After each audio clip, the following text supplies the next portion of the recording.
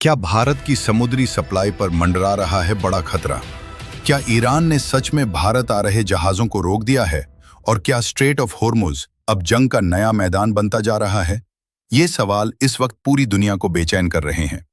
दरअसल ताजा घटनाक्रम में उस समय हड़कंप मच गया जब भारत की ओर आ रहा एक ऑयल टैंकर भाग्य लक्ष्मी को ईरानी नेवी की तरफ से रेडियो मैसेज मिला, टर्न अराउंड इमीडिएटली, यानी तुरंत रास्ता बदलो। और इसके बाद जहाज को वापस मुड़ना पड़ा।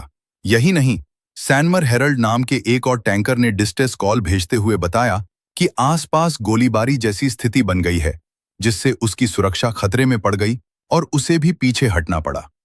सूत्रों के अनुसार कम से कम 2 इंडियन फ्लैग्ड जहाजों को ईरानी गनबोट्स ने घेर लिया और चेतावनी के तौर पर फायरिंग की गई। हालांकि राहत की बात यह रही कि किसी भी क्रू मेंबर को नुकसान नहीं हुआ, लेकिन डर का माहौल इतना गहरा था कि जहाजों ने आगे बढ़ने की हिम्मत नहीं की।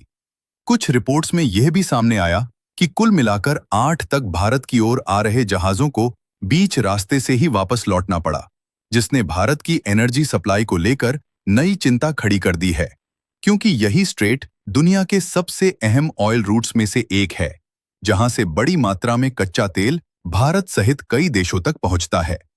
इस पूरी घटना के बाद भारत सरकार ने तुरंत कड़ा रुख अपनाया और आधिकारिक तौर पर डीप कंसर्न जताते हुए ईरान से इस तरह की गतिविधियों पर जवाब मांगा। वहीं एक्सपर्ट्स का कहना है कि अगर यह तनाव और बढ़ता है तो इसका सीधा असर भारत में पेट्रोल डीजल की कीमतों और सप्लाई पर पड़ सकता है, क्योंकि भारत अपनी बड़ी तेल जरूरतों के लिए इसी रूट पर निर्भर करता है। सवाल यह भी उठ रहा है कि क्या यह कदम ईरान की रणनीतिक चेतावनी है या फिर क्षेत्र में बढ़ते यूनाइटेड स्टेट्स और ईरान के बीच टकराव का असर, क्योंकि अतीत में भी कई बार इस जलडमरू मध्य में जहाजों को रोके जाने और जब्त किए जाने की घटनाएं सामने आ चुकी हैं।